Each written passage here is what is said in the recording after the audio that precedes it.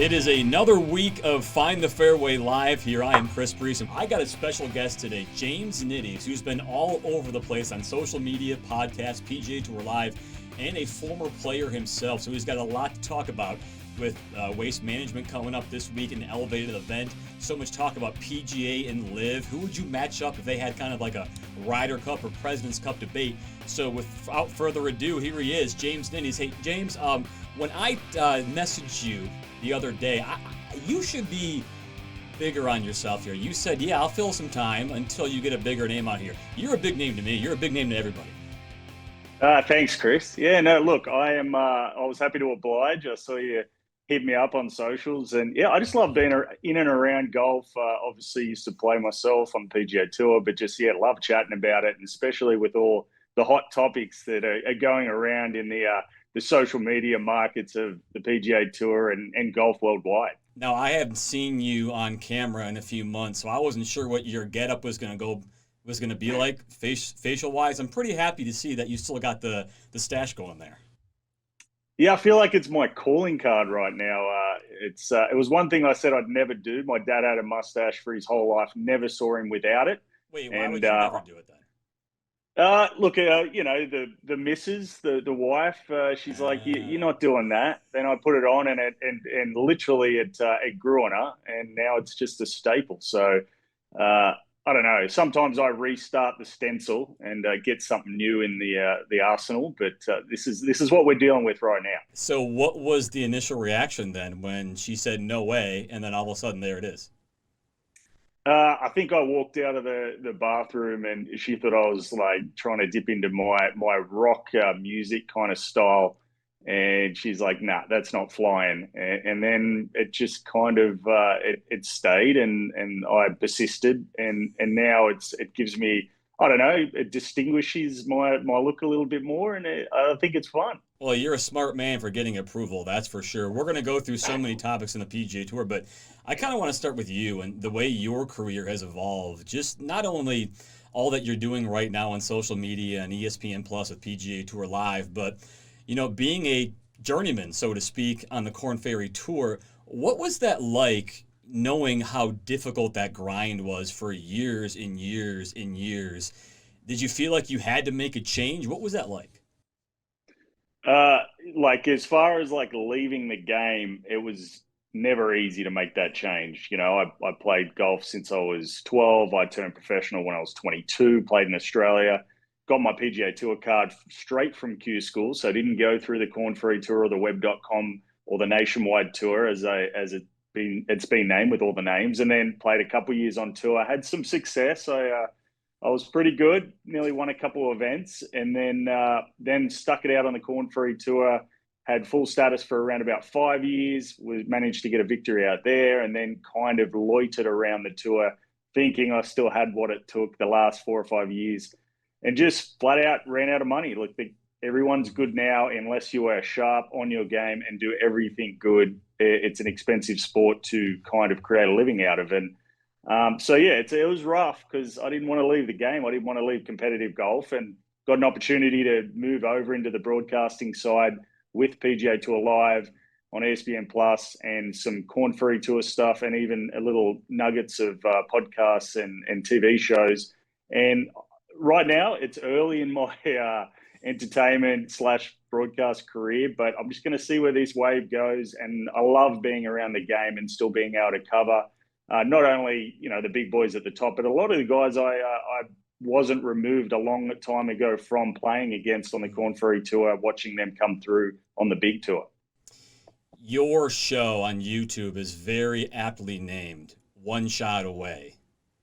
Give the viewers an idea of how true that statement is and how razor thin the margin is between even a guy in the mini tours, really, right? And a guy who's got full status in the PGA Tour. Tell everybody how thin that is. Well, yeah. So I was lucky enough to get asked to be the host on One Shot Away. It's pretty much a docu-series. It's very, very well produced, kind of like Drive to Survive and Full Swing, the new Netflix series that's coming out. We kind of follow and get behind the ropes with some of the players. They buy into it, so they don't just turn robotic and give you the answers that every media guy asks them and media guy asks them. So it is razor thin. Personally, it hits home. I once finished 26 on the Corn Ferry Tour, literally one shot away, maybe a couple $1,000s out of regaining my PGA Tour card. And I never played on the PGA Tour after that. So, that shows me personally, I was that close to getting onto the PGA Tour, didn't get there from one position and never saw it again.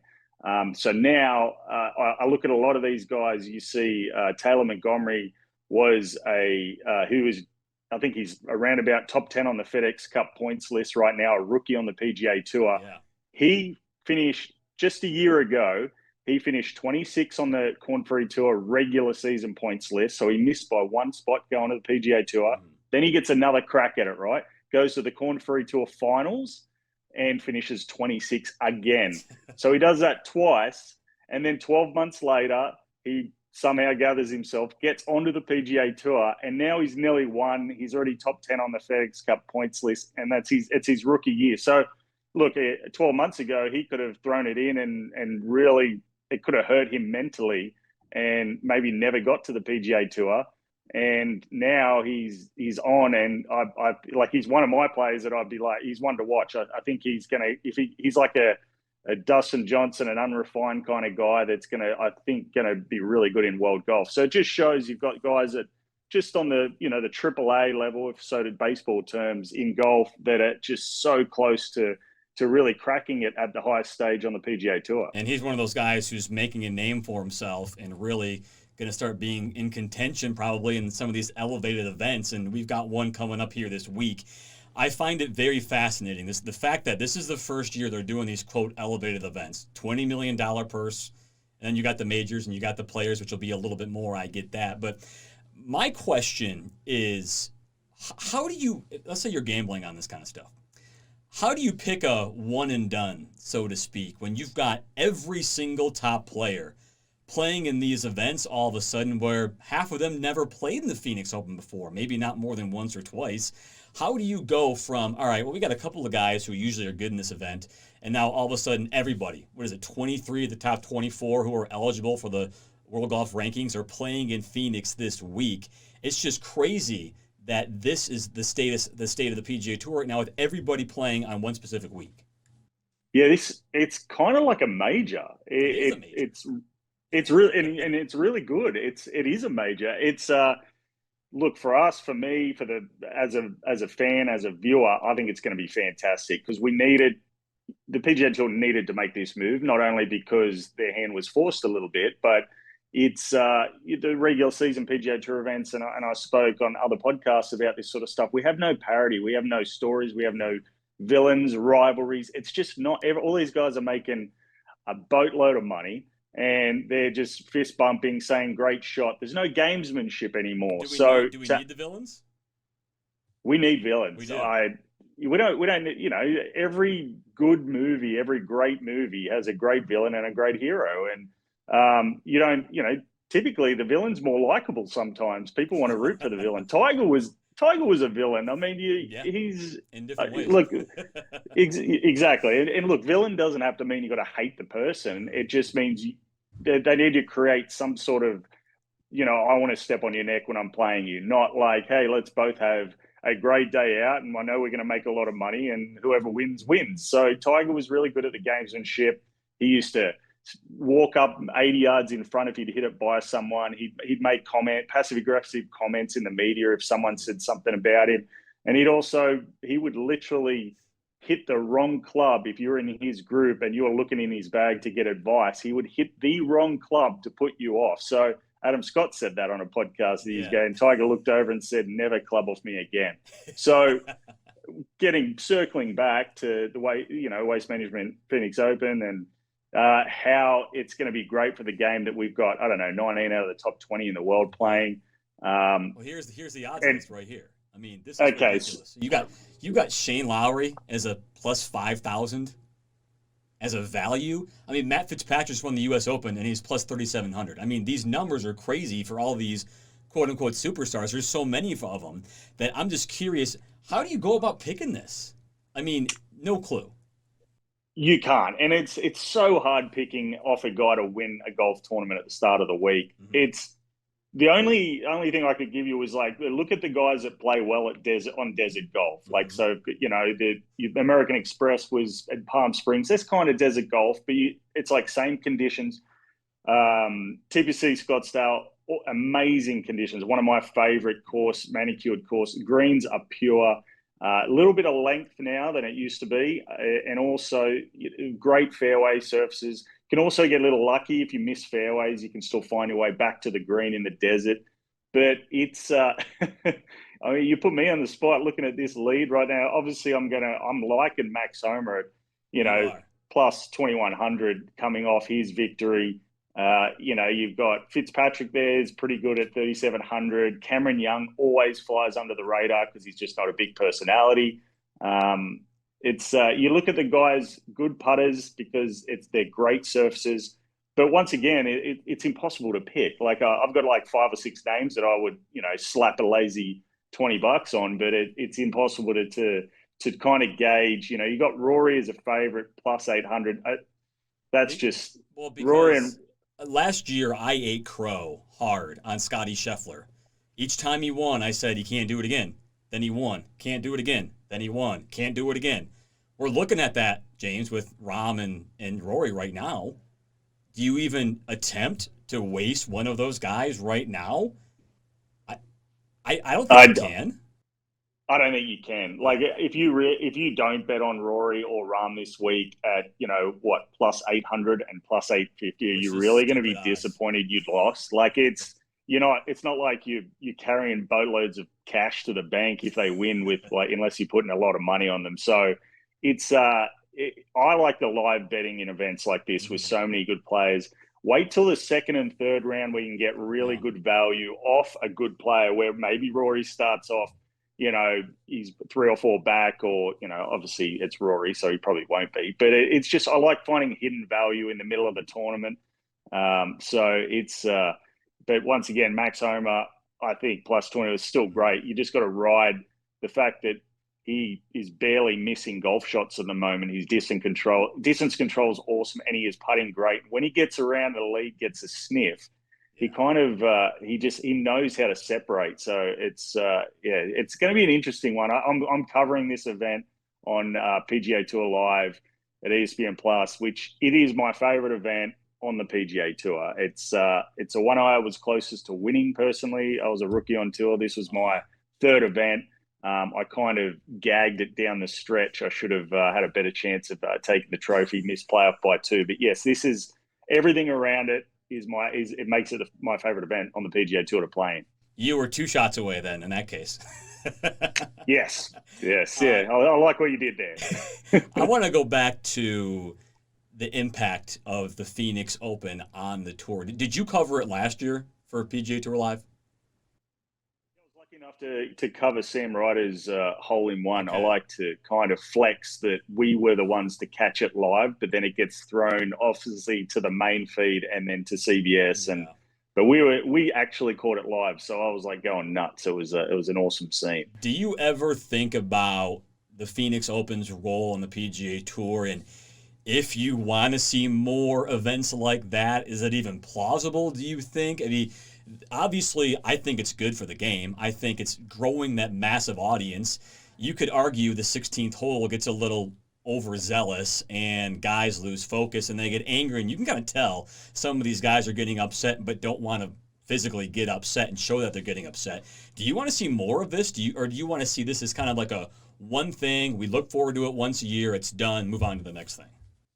I personally, my kind of style, I want to see more of it. I do too. It's like look at every week, no, but at 3 times a year, I think so. The stadium style golf hole is one of the greatest inventions ever, especially as a golfer, being able to feel like you're an athlete and you're in a major soccer game, football, NFL kind of atmosphere. Uh, and I like that they put it on an easy hole that if you took the stadium away, let's be honest, the 16th would be very at TPC Scottsdale, it'd be forgettable. You don't even It's recognize it when there's no grandstands. No, and it's a 8 iron, 9 iron, no real trouble. Look, it's a fine hole. It's fun for an average amateur, but as far as from professional standpoint comes, it's a little lackluster. So putting an enclosed stadium around it, where I can personally vouch that I was one of the most nervous I've ever been in my whole life standing with a golf club. And it's the loudest roar. I made birdie on Friday afternoon when the crowd was rather toasty and had been out there all day. And it was one of the loudest roars I'd ever heard on a golf course. And I thought it was one of the best moments of my life when it came to hitting a golf shot. What'd you do the other days? I think I'm three pars and a birdie. So, but on Sunday I missed the green, was in contention, got booed, but then made an awesome up and down out of the bunker. And then so they lauded you. Yeah, then I made like a 12-footer and everyone went nuts. So it's just, look, it's gotten crazier as the years have gone on. And I think more of I think it'd be great to kind of put these style atmosphere, when I said to you that I would like to see more of this. 4 times. 3 times. Put it around a major college or like you got ASU there. Yeah. The college kids embrace it, even though probably half of them aren't even golf fans. But it's kind of steroids when it's put up against a Super Bowl that is going to be just down the road on Sunday. So look, last year I think you had a Lakers Golden State game that went to overtime, and this viewed better. To say a golf tournament viewed better over a pretty high profile NBA game. That's kind of cool. So, you're going to squeeze, I think their numbers last year were around about 1 million. Now, they don't like to say their numbers. They always refuse to kind of tell people. But through the gates for the week, it was about 1 million. I'd say we're going to be right there this year. And on Saturday, there's going to be about 300,000 people at the golf course. And they all stick around the 10th green, the 16th green, 17 and 18. The front nine's a ghost town. So it's kind of cool because you when you play in the tournament, you play the front nine, you can hear the roars from 16, which is about 2 miles away. It sounds like Gladiator when they're battling inside the Coliseum.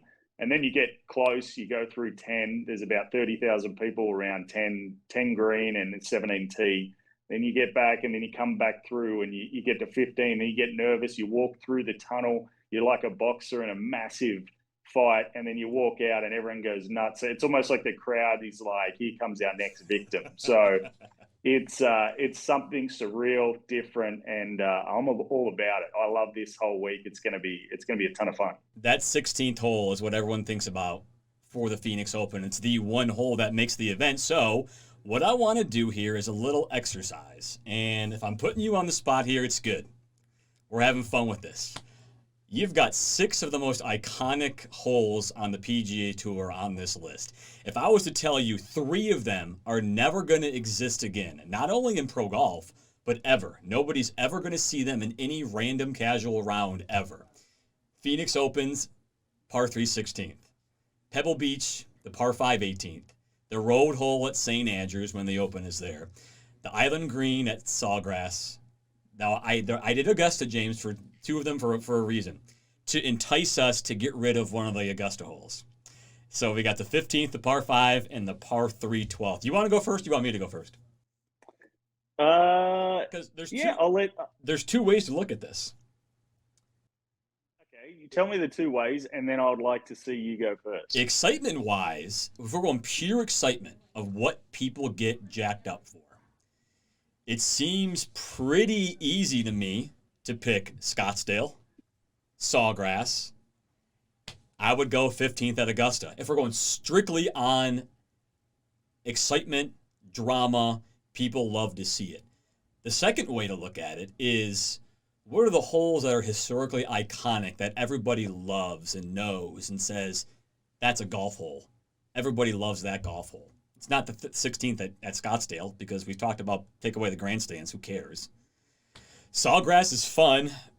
I would go par 3 12th at Augusta just because of the lure and everything about it. So much history. You know, the events have been lost on that hole. They haven't been won. They've certainly been lost. Asked Jordan Spieth, among many other players, Francisco Molinari maybe. You got. I would have to go with history of the game. You got to go road hole at St. Andrews. That's two. And then I probably would go the 18th at Pebble Beach, especially if you're playing a U.S. Open there, which they do. So three different ones. So I'd take the three excitements as Scottsdale, Sawgrass, and 15th at Augusta. And I would take historical nature of the game. I'd take the exact opposite. I'd take Pebble Beach. I'd take par 3 12th at Augusta, and I'd take the road hole. You Well, following me there? I'm following you, but you still just it's almost like you're just giving pros to all six holes. It's like you have to remove. You're So right. it's You're right. You put me on the spot. and You want me to? You want me to pick then? you have to pick, and it's Okay. you. If It's I could don't never pick on. play three of these holes, right? Okay. That's what it comes down to. If I could never play three of these holes, well, I got to play the 17th of Sawgrass. I would probably want to play the 18th at Pebble Beach, and I want to play 12 at Augusta. Those are my three. Okay. Thanks for calling me out on that, by the way. So you would never. I mean, you'd never want to play 16 at TPC Scottsdale under the circumstances. That's So shoot. this is No, how you're right. this You're is right. You're when you right. propose that you have to play it in tournament. It's almost like you're in the tournament and you get to play it. It's not just like, okay, I'm playing with my buddies, I'm by myself, there's no one there. So you would never have 16 at Scottsdale on that list unless it was for the crowd. It just wouldn't make the list. You're It right. wouldn't be So you got iconic. to look at it that way. So Am I it's drinking or am I sober? you might have to drink when you play that hole. Let me just say. But okay, well, yeah. Look, you saved yourself there. You You tell me then. What you tell me your three. okay? Well, mine's from more of a player's perspective, Okay. and play being in that situation. I've actually never played Pebble Beach, so that would be more as a. It was an event when I was on tour that I took off. It was always the fifth event on the rotation, so it was like I Hard to played get four to. in a row, and then I took that one off because more so because of the weather. Yes, Yeah. last year it looked amazing. This year it didn't look quite as fun. Freezing, wind chills, barely feel your hand. So I'm look. I will take this. You're going to hate me, but I'll take away the I will. 16th at TPC Scottsdale. Now, Wait. Why are you doing that if you're talking about the aura of the course and the feel and everything involved with it? because I'm going to keep the 17th at Sawgrass. Okay. Now, I played the players. When I played it in the afternoon on Sunday, I was like maybe 10th from the last group. There was around about 20,000 people behind the back of the green. So the amount of people is similar to what you get at TPC Scottsdale, but the trouble, the way the wind whips up through there, as you see, that they have a fantastic graphic when they put it when you watch the coverage. They'll Last have the year in wind. specific, was that Friday last year or 2 years ago? Well, so that was a fantastic with all the apexes of all the players in the field and where they'd hit it on the 16th and how low the green in regulation percentage Yeah. was and how hard they were. But It was there's this last other year. It was graphic last year with the wind, is what it was. There was that like was every third last. ball was in the water. And then the players were complaining and they're like, "This hole's too hard." And I'm like, "Get out of it!" Thomas just feathered a nice little 6-iron in there to about 15 feet. Anyone can do it. I know he's one of the best in the world, but it's because they weren't used to seeing such a tough hole. For me personally, the Okay. wind there plays havoc. It's on the tee, it's often blowing the opposite direction than what it is at the green because the way it funnels through past that tree and that little cove there. So you'll see a lot of players like club 12 and watch them fly it into the back pond or over the back. Also, it's a great risk reward hole. You never see more shanks, flubs, or miscues on a 9-iron par 3 on the PGA Tour than you do on 17. And it's great viewing. So you can't, the aesthetics are amazing. You got some So guys almost yes, hitting that tree on the right. That's what you're saying. oh yeah, you see it hitting guys lay the sod over it, and it's just awesome. It just plays tricks on you as a player. It's fantastic as a fan, and it's very similar to 16 at Scottsdale. But So you're taking if you take away, Sawgrass. I'm taking Sawgrass. I'm getting rid of 16 at Scottsdale because of that. Okay. Okay. What's next? All right. I'm getting rid of par 5, 18th at Pebble Beach. Now, Fair. this is Nothing wrong with that. This is personal. I hit a cut, and it's I have to start it way over the ocean to find the fairway. It's just not a fun hole for me. As far as viewership and as a fan of the game, you know, Pendrith was 2 shots behind the lead yesterday. Could have posted a score. Wins into, it's cold, decides to lay up. It's just a boring layup hole. A lot of guys lay up when the wind isn't helping. And I feel like it's not risk reward enough to where you get guys lay up or bail right off the tee into that bunker. And they're like, oh, well, you know, I'll just lay up and make birdie that way. Now, visuals amazing, but I'm going to put that up. I'm going to keep the 15th at Augusta. You're going to keep 15 so good. Okay. Yeah, it's a massive risk reward hole. You can't bail out short and you can't bail out long when you're going in for 2. It's if you hit the fairway, you're also worried about hitting the green. Like it's like I can make eagle here. The layup has to be precise. Oh yeah, because the right angle too. Exactly, you need the right angle and you lay up onto a downslope. So if the green's slightly firm, hitting it like a low fizzer, if you come up a little short, it's spinning back into the water because the way the front of the green kind of tilts, the ball doesn't skip forward if you land on the front edge. And then if you land to the back quadrant, you can kind of skip through to the back over the green. So it brings in, you know, like you can win the tournament there, you can lose it there. So it's like, it's both. It gives it both. And visually, it's amazing. It's just, you know, it's a great hole to watch, especially from an aerial view. You got guys on the 16th tee waiting for guys hitting when they hit their second shots because they sometimes hit it into that, you know, the penalty area in the front of the 16th tee. So that's what I'll keep and get rid of. Now this one's tough. This one's really tough. Last one. I got to get rid of the par 3 12th at Augusta. Yeah, you have to. You have to. You have to keep the road hole. I know, and look, these are iconic holes. I don't want to murmur a bad word You're about not the 12th, offending but anybody. It's for fun.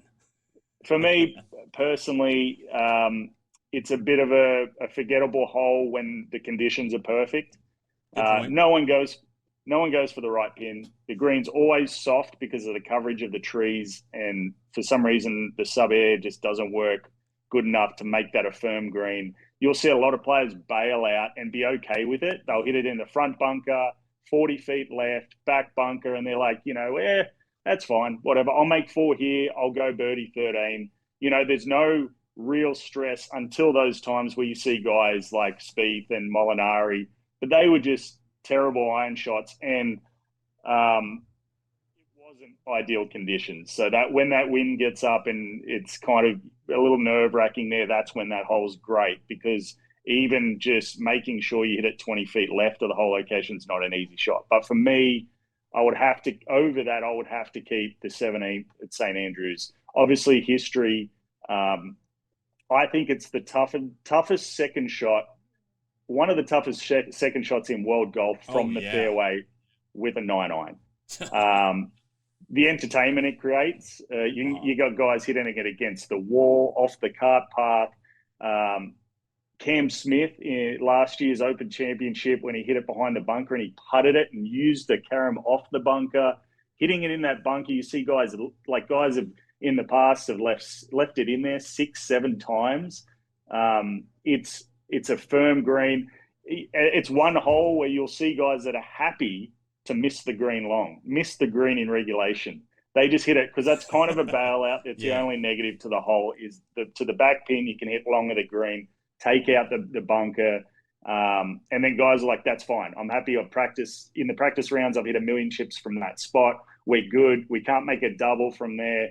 But you know, you hit over the side of a hotel room. Like you could be, Fred would be just waking up, sipping on a latte, watching Rory send tee shots over his head. And as an amateur, you don't want to send one straight into someone's living room or their hotel room. So I think it's kind of cool that, you know, you see the apexes of the TrackMan flight go over the hotel room, especially when the rough's good, where you have to actually take on the hotel.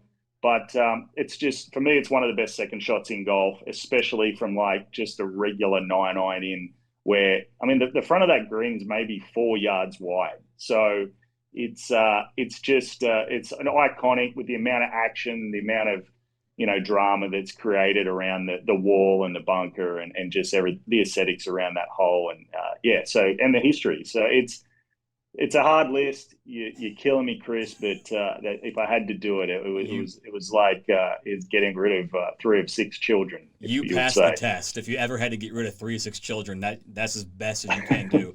Passing the test. James, I made the mistake. Those were all great analogies of all 6 of those holes.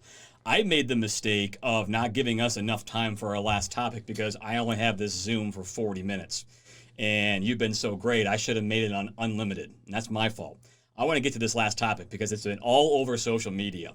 What if PGA and LIV had a Ryder Cup, President's Cup style type match? Who would you want to see in some matches against each other? Not who's the best player to win points.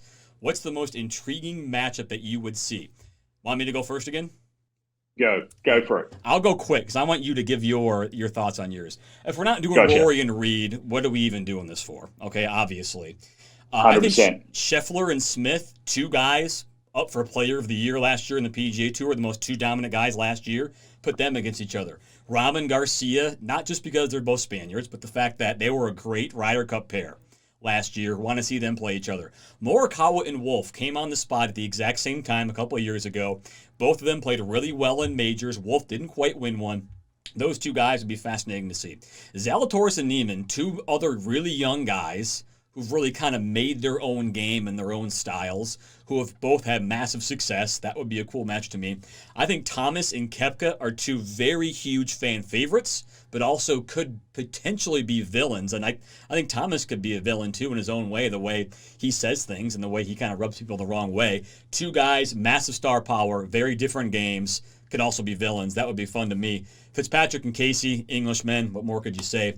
Kim and Poulter, 2 very dynamic personalities. I think Poulter would be hilarious against a guy like Tom Kim. Homa and Johnson, I see them very similar. The nonchalant guys who are just the guy next door, so to speak, and their games are different, yes, but the way they approach the game, very similar. That'd be fun. Spieth and DeChambeau, 2 polarizing individuals, very different. Would Spieth's attitude get on Brayson's nerves and vice versa? That'd be really fun. And then Cantlay, Gooch, Schauffele, and Answer. Cantlay and Schauffele, just the 2 guys I had no idea who to put with. You can't leave them off the team, so I put him with Gooch and Answer. I think you did well. You actually probably convinced me on a couple of those lineups. Okay. It's Let's go to yours. and you said it. It's so tough, and like I kind of took in the metrics of, all right, I want the matches I want to see, and then the matches that also have a chance of going past 14, 15 holes. So obviously the PGA Tour is stacked. They are so deep. Something you didn't mention, you have to start with captains and assistant captains. Right. You have to have Tiger, obviously, for the PGA Tour, and you've got to have Mickelson for LIV, right? And you want them to do a team thing, right? I want to, yes. There'll be teams, but you'd have, and then also put couples in there. He's been very outspoken about LIV. I think he'd be a great camaraderie guy. And then you put Stenson because it's throwing a little bit of shade at, all right, he was about to be involved with the Ryder Cup, not anymore. So, so what I said, yes, McIlroy and Reed, 100%. They always were great in Ryder Cups playing against each other. The current drama that they've had, the way Reed steps up to the plate when he competes, he just takes his game to a different level. So it's not even going to be a mismatch when it comes to the quality of golf. For me, Scheffler and Smith, just watching that visually, it'd be an imagination fest. You'd just be all these different shots played, especially around the greens. That'd just be great viewing. Thomas and Johnson for me, it'd just be a ball striking affair. I think it's just that'd be also, it'd be elevated on both sides. Rahm and Answer was another one that I thought passion would come in. Answer's a very good ball striker, passionate.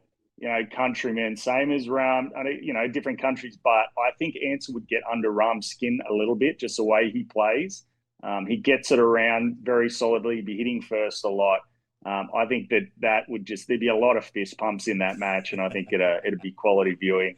I had Zalatoris and Koepka.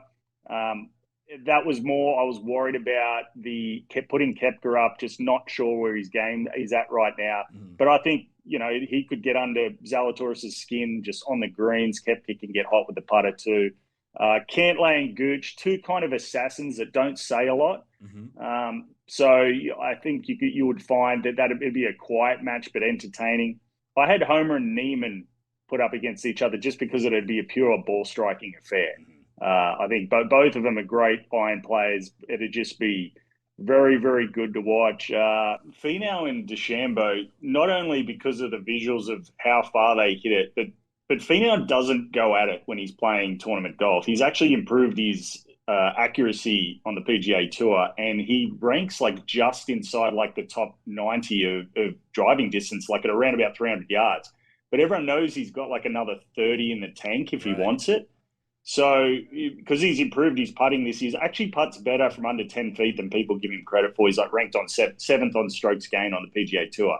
So, but I think if you put those two together, obviously the LIV side they're gonna learn ways that they can needle and kind of get in the PGA Tour side's heads, because on paper, not talent wise, but just kind of latest golf statistics wise, and they use all these analytics. But I think LIV will use more of the analytics about, motivation, passion, how do we get under their skin. So I think Bryson would be able to get Finau to kind of go at it a bit harder and try to make it a long drive contest, maybe with a couple remarks that he makes, but get him out of his comfort zone a little bit. And Finau does well. He responds well to that. Look at him at the Ryder Cup the last couple of times, really.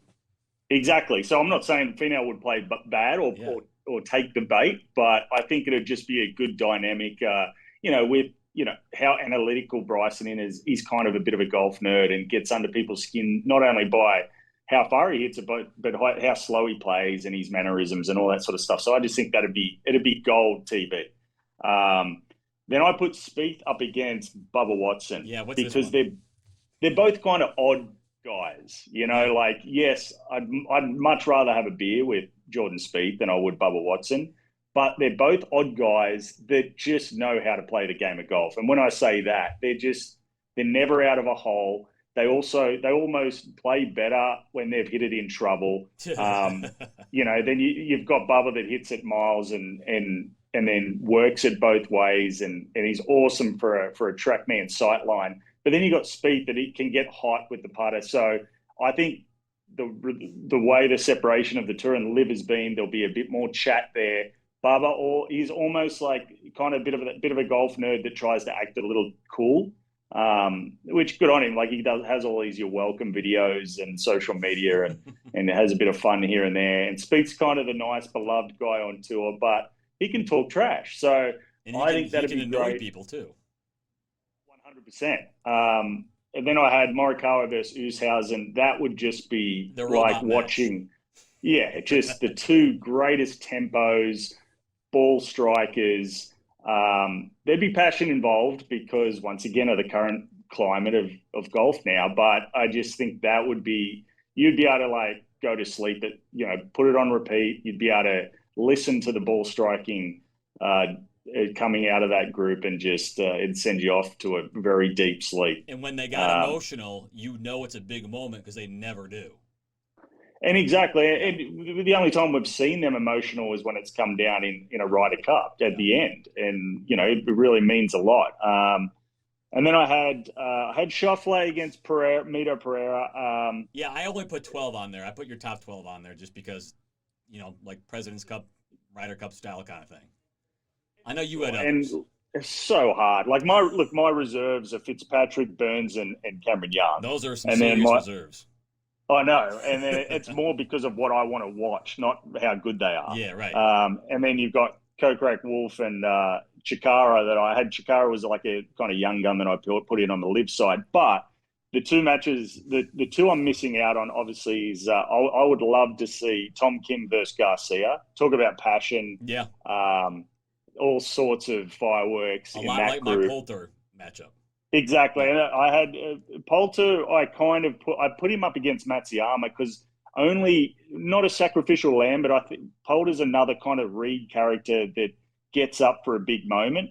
I think he could possibly get under Matsuyama's skin, but you're also sending him out there as Matsuyama you'd expect to win. But Poulter putts really good in big moments, and Matsuyama has shown that he can kind of get a little loose with the flat stick. So that could be like a tight match that came down to the end. And then I reckon this would be as far as entertainment would be Horschel versus Kevin Na. Na was kind of a villain when he was he wasn't well liked on the PGA Tour. Yeah. He's still top 40 in the world. He's still a very good player. And then you got Horschel as chirpy and as happy-go-lucky. He's like a Labrador running around on a golf course, and how passionate he is in big moments. And Nas kind of got that chip on his shoulder. Not the biggest guy, doesn't hit it far, but I just think that'd be a pretty epic match to watch. Just from an entertainment perspective. But yeah, as I said, look, I could go on forever about the matchups you could create and the personalities you could put up against each other. But this would be the biggest viewed golfing event of all time. Even close. And it's not even close. I understand why the PGA Tour won't do it. They have their model. They're sticking to it. And if they stray from that model, they're going to get hammered for it. But man, how do we make this happen? I'm just wondering how we make this happen. And this is the one conversation, every podcast, every show, every debate show, everything. Everyone wants this. Unofficially do it? Maybe, but then probably not. You can't, because the tours. Of course, the PGA Tour is going to want their part of the pie. If they're not going to let the players unofficially go play the LIV players, but and get all that content and get all that exposure and not be a part of it. It's just the hardest part of it is, the two tours sitting down together and working out a way where the PGA Tour kind of comes out on top as far as we get most of the control. Yeah, we'll let you guys, LIV do this with us.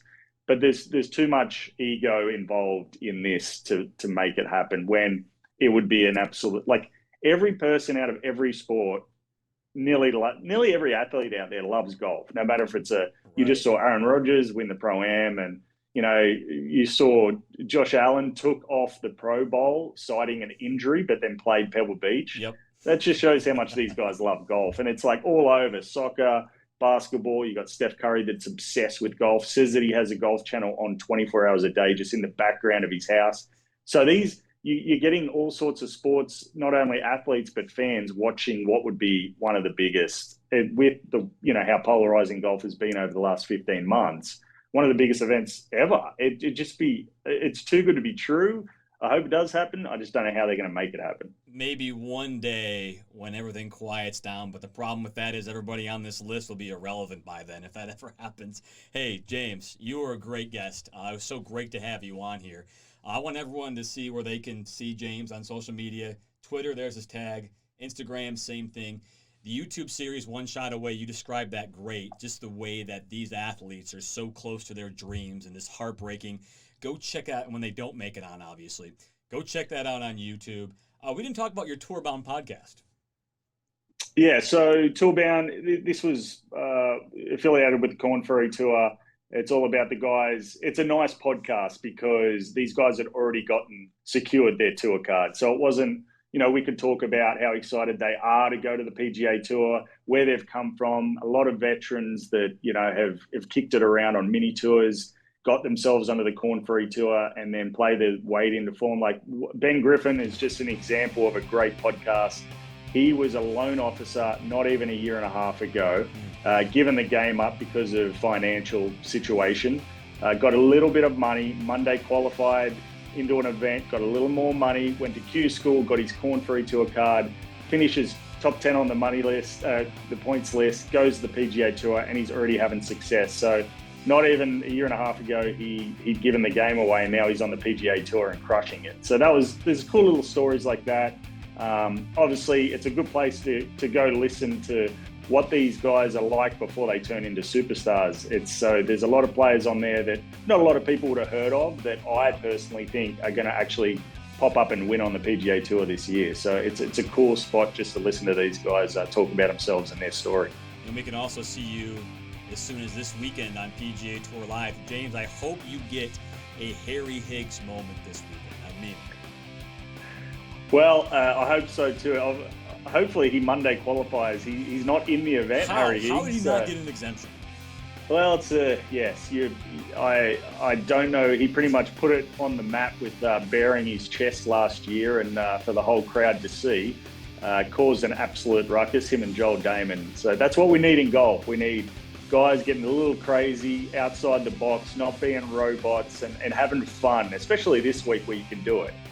And we need more voices, authentic, fun, pure voices like yours. James Nitties, thanks so much here on Find the Fairway. Thanks, mate. I appreciate it. Thanks, Chris.